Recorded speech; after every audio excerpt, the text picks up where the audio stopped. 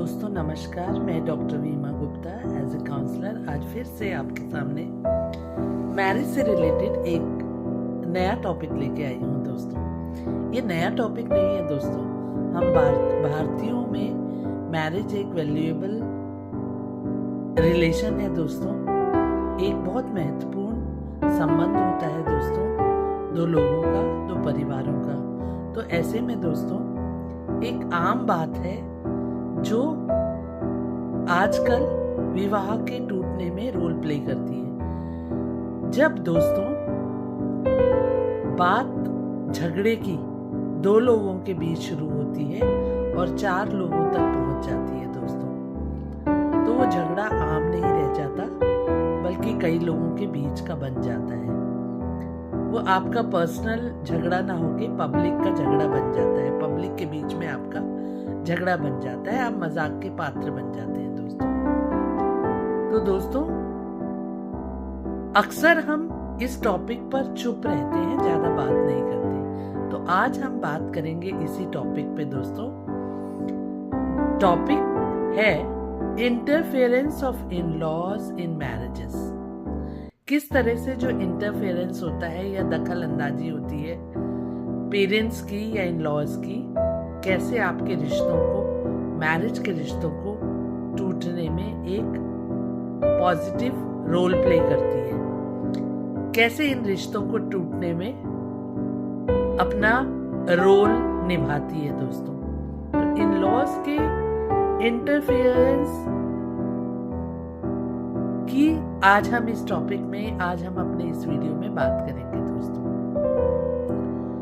असल समस्या है क्या दोस्तों, झगड़े पेरेंट्स तक जब पहुंच जाते हैं, आपस में हम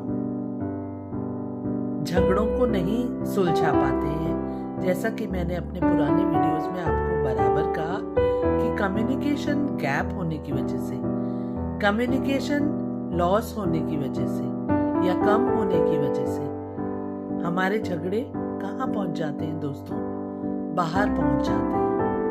पेरेंट्स हमारे हर झगड़ों का निपटारा करते हैं। किसी भी फैसले में हम अपने पेरेंट्स की राय मशविरा को ज्यादा इम्पोर्टेंस देते हैं पार्टनर से। पार्टनर्स की एक्सपेक्टेशन होती है कि उसका भी मन जाना जाए किसी डिसीजन को लेते समय, लेकिन अक्सर हम ये गलती कर देते हैं as a partner, as a husband, as a wife, कि हम अपने पेरेंट्स को बहुत ज्यादा इम्पोर्टेंस देते हैं दोस्तों। छोटी छोटी बातों में उनका राय मशवरा लेते हैं, अपने पार्टनर को अवॉइड करते हैं दोस्तों। हर फैसले को पेरेंट्स से अप्रूवल कराते हैं दोस्तों। कोई भी हम डिसीजन लेते हैं तो उसमें पेरेंट्स का अप्रूवल को ज्यादा इम्पोर्टेंस देते हैं अपने पार्टनर से। पार्टनर से पहले पेरेंट्स की राय मांगते हैं दोस्तों। धीरे धीरे तब ये शादी इमोशनल दबाव में आ जाती है। हर बात में दखल अंदाजी, चाहे वो हस्बैंड के पेरेंट्स की हो, चाहे वो वाइफ के पेरेंट्स की हो दोस्तों। दो लोगों को अपनी समस्याएं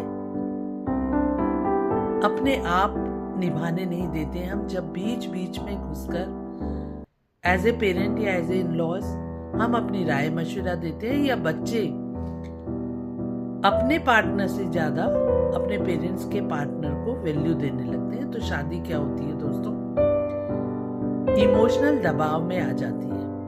हर बात में अपने पेरेंट्स को इम्पोर्टेंस देने की वजह से दूसरा पार्टनर गिल्ट में आ जाता है, वो साइलेंट जोन में आ जाता है दोस्तों, विड्रॉल कर लेता है। इसके कॉमन साइंस क्या है, कैसे हम पहचाने कि इंटरफेरेंस हो रही है बहुत।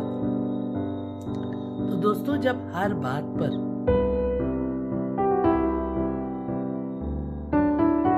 हस्बैंड वाइफ के इतर जो भी लोग हैं, चाहे वो फैमिली मेंबर्स, केवल इन लॉज ही नहीं, पेरेंट्स भी, किसी के भी, दोनों में से एक के पेरेंट्स होंगे वो और एक के इन लॉज होंगे।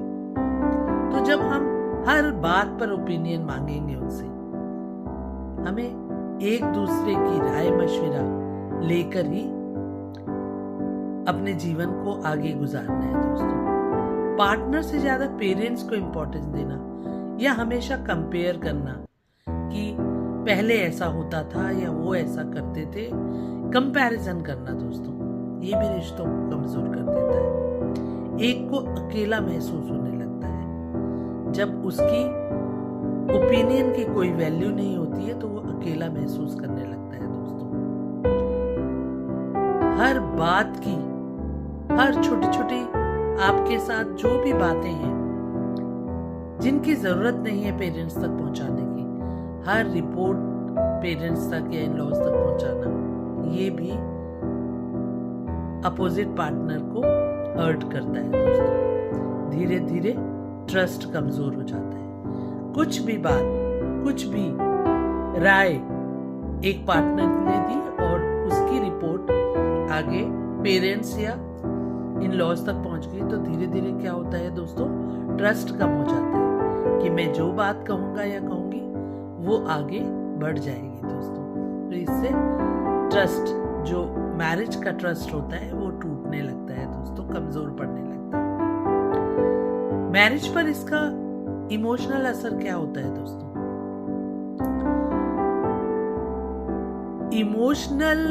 इमोशनली विड्रॉल करने लगता है इंसान। इमोशनली विड्रॉल मतलब अपने इमोशंस को एक्सप्रेस करना छोड़ देता है। रिस्पेक्ट कम हो जाती है पार्टनर की दोस्तों। जब हर बात में दूसरे की दखल अंदाजी होती है तो अपने पार्टनर के लिए रिस्पेक्ट भी कम हो जाती है, क्योंकि अपनी ओपिनियंस की वैल्यू जब हम नहीं पाते हैं तो रिस्पेक्ट भी कम हो जाती है कि हर बात दूसरे तक पहुंचाता है। इंटीमेसी टूटती है दोस्तों, जो आपस के संबंध है वो टूटती है। गुस्सा ज्यादा आने लगता है। कपल्स कभी कभी साथ रहते हुए भी अकेले होते हैं, साइलेंट मोड पे चले जाते हैं दोस्तों। ये चुप्पी अंदर ही अंदर खतरनाक रूप ले रही होती है दोस्तों। जब ये ब्लास्ट होती है तो मैरिजेस टूटती हुई नजर आती है दोस्तों। तो विड्रॉल करना किसी इमोशन से, अपने को एक्सप्रेस नहीं करना, दिल में बातों को दबा लेना, ये एक अच्छी कंडीशन नहीं होती है दोस्तों। साथ साथ रहते हुए भी हम अपने आप को अकेला महसूस करते हैं दोस्तों। अब बात आती है, सबसे बड़ी गलती करता कौन है, हस्बैंड या वाइफ? दोस्तों, हमेशा हमें याद रखना चाहिए कि पेरेंट्स हमारी जिंदगी का हिस्सा है, लेकिन पार्टनर हमारे लाइफ का हिस्सा है। लाइफ पार्टनर है दोस्तों, हमारी पूरी लाइफ में जीवन पर्यंत वो हमारे साथ रहने वाला है। तो दोस्तों, पेरेंट्स को अपने जिंदगी का हिस्सा मानिए, लेकिन पार्टनर को लाइफ का हिस्सा। तो मैं ये नहीं कहूंगी कि पेरेंट्स को रिस्पेक्ट नहीं करें, रिस्पेक्टफुली एक बाउंड्रीज क्रिएट करनी चाहिए दोस्तों, जिनको मैं कहूंगी वो हेल्दी बाउंड्रीज हो। हेल्दी बाउंड्रीज कैसे बना सकते हैं दोस्तों? सबसे पहले आपस में क्लैरिटी होनी चाहिए किसी भी बात को लेके। कोई एक पर्सन, पार्टनर में से एक पर्सन भी कोई बात कह रहा है तो दूसरा उसके बात को ना काटे। क्लैरिटी हो, पहले ही क्लियर हो। आपको बाउंड्रीज बनानी है रिस्पेक्टफुली, आपको रिजेक्ट करते हुए नहीं, लेकिन आप दोनों को अपनी बाउंड्रीज को बड़े शांत मन से अपने पेरेंट्स के आगे रख देना है। आप बिल्कुल ठीक कह रहे हैं, पेरेंट्स से ये कहते हुए, उनके ओपिनियन को वैल्यू करते हुए, रिस्पेक्टफुली। हाँ, आप ये बता सकते हैं दोनों मिलके कि हमने इस बात पर हमारी ये राय है, हम दोनों की ये राय है, ठीक है। तो आप में जब आपस में किसी बात को लेके क्लैरिटी होगी आपने बाउंड्रीज क्रिएट कर रखी होंगी रिस्पेक्टफुली। तो जब हेल्दी बाउंड्रीज बनाई हुई होंगी, जैसे बच्चों के मामले में कहाँ एडमिशन लेना है, किस हॉस्पिटल में दिखाना है, कहाँ जन्म देना है, बच्चे को कब होमवर्क का टाइम देना है, कब टीवी देखने का टाइम देना है, कब खेलने का टाइम देना है। तो इसमें दोस्तों पार्टनर्स का रोल इक्वल होना चाहिए। किसी की दखल अंदाजी, रिस्पेक्टफुली आपको उनको उनके दायरे बता देने चाहिए। एक वॉइस होकर बात करें, दोनों की राय एक रहनी चाहिए दोस्तों।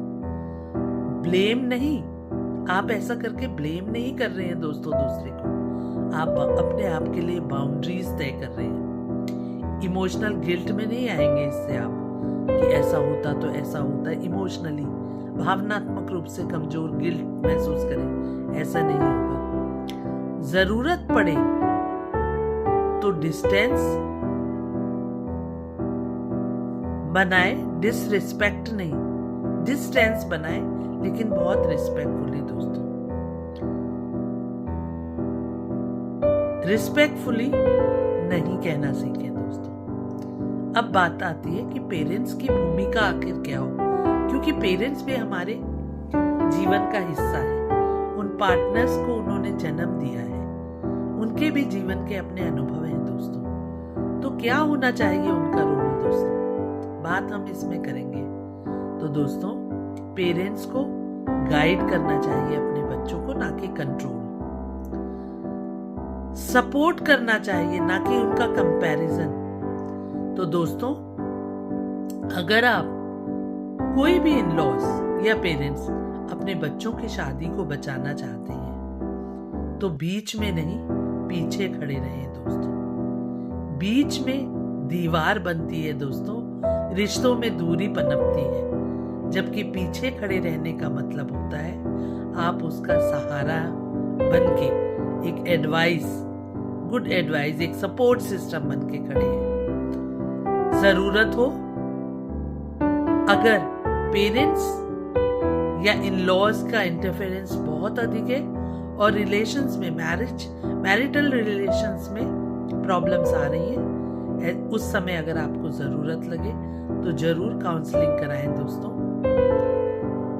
शादी बचाना हार नहीं है दोस्तों। शादी को बचाने के लिए आपको कोशिश करनी चाहिए। हार शादी को तोड़ना है दोस्तों, शादी को बचाना हार नहीं है। अगर आपको, आपके दिल को ये बातें छू गई हो, क्योंकि हर हिंदुस्तान में, क्योंकि फैमिली सिस्टम, बड़ों का न्यूक्लियर फैमिलीज को छोड़ के जॉइंट फैमिलीज का रोल आज भी इम्पोर्टेंट है। और बच्चों की ग्रूमिंग इस तरह से की जाती है कि बच्चे अपने आप को पूरी तरह पार्टनर्स के सामने प्रस्तुत नहीं करते हैं, बल्कि आधा पार्ट उनका पेरेंट्स के पास ही रहता है। हर बात में राय मशविरा लेना, इंटरफेरेंस करना, अपनी पर्सनल बातों को पब्लिक ना बनाए दोस्तों। ये आम समस्या है दोस्तों, आपके मेरे सबके साथ घटित होने वाली समस्या है दोस्तों। अगर एक्सट्रीम में है तो काउंसलिंग अवश्य लें, अपनी शादी को बचाने की कोशिश करें दोस्तों। इसे अवॉइड ना करें, इस पर वर्क करें दोस्तों। अगर आपके साथ भी ऐसा हो रहा है तो इस प्रॉब्लम को अवॉइड ना करें दोस्तों। ऐसा डिसीजन ना लें जिससे आपकी मैरिज ब्रेक हो, बल्कि इस पे काम करें दोस्तों। पहचानें, इस प्रॉब्लम को पहचानें, बाउंड्रीज क्रिएट करें, आपस में क्लैरिटी रखें, पेरेंट्स को रिस्पेक्टफुली उनकी बाउंड्रीज बताएं, उनको अपने जीवन का हिस्सा माने, उनको हर चीज का डिसीजन मेकर ना माने दोस्तों। पेरेंट्स अपने अनुभवों को आपको बताकर आपकी सपोर्ट सिस्टम बन सकते हैं दोस्तों, लेकिन उन्हें आप दोनों के बीच में एक दीवार बनने का हक अगर आप दे देंगे तो मैरिजेस को बचाना बहुत मुश्किल है दोस्तों। हम पेरेंट्स को भी ये समझना बहुत जरूरी है दोस्तों, एज ए इंडियन पेरेंट्स या एज एन इंडियन पेरेंट या as an Indian in laws, हमको ये जानना जरूरी है कि हमने अपने जीवन का अनुभव कटु या मृदु सब कुछ लिया है दोस्तों। अब हमें ये समझ लेना जरूरी है कि अगर हम अपने बच्चों की वैवाहिक जीवन को मधुर चाहते हैं, सफल चाहते हैं, तो उनके बीच में दीवार बन के ना खड़े हों, बल्कि उनके पीछे एक छाया बनके या एक सपोर्ट सिस्टम बनके खड़े रहें, तभी हम विवाह को बचा सकते हैं दोस्तों। अगर मेरी ये वीडियो आपको पसंद आई हो तो लाइक, शेयर और सब्सक्राइब जरूर करेंगे दोस्तों। नेक्स्ट वीडियो लेके मैं फिर से आपके सामने उपस्थित होंगी। तब तक के लिए विदा दोस्तों, धन्यवाद। कल नए वीडियो के साथ फिर से आपके सामने उपस्थित होंगी। तब तक के लिए